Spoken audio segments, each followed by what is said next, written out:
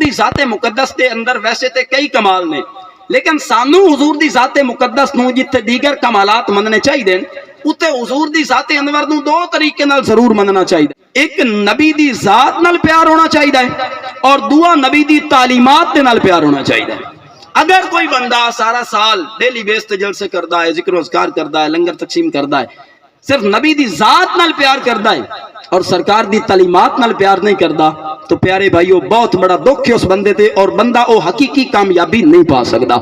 اسی طرح اگر کوئی بندہ فقط تعلیمات نو لے کے چلدا ہے اور نبی دی ذات نو چھوڑ دیندا ہے، وہ سال ساری زندگی بلکہ اگر سجدے دے اندر پیا رہنا او دا ایک سجدہ بھی قبول نہیں ہونا، چونکہ جتنے تک اس نے نبی دی ذات نو نہیں مننا اتنے تک تعلیمات تے عمل کرن دا کوئی مقصد نہیں. اس واسطے پیارے سنی بھائیو اسی خوش قسمت ہاں، اسی حضور دی ذات نو بھی مننے ہاں، اسی حضور دی تعلیمات نو بھی مننے ہاں. حضور دی ذات دا ذکر ہوئے پھر بھی اسی آشش کر اٹھنے ہاں، خوشی دے آثار نمایاں ہو جاندے.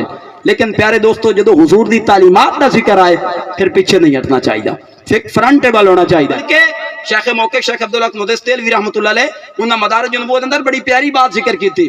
با محبوب دے نال پیار دیاں جڑیاں نشانیاں نا انہاں دے وچوں ایک نشانی یہ ہے کہ بندہ جس محبوب نال پیار کردا ہوے نا او دیاں اداواں نال بھی پیار کردا ہے، اس جو فرمایا ہوے او دے نال بھی پیار کردا ہے. تو اس واسطے پیارے بھائیو میں پیار بری ایت دی خدمت اندر تلاوت کی تھی، لقد کان لکم فی رسول اللہ اسوۃ حسنہ.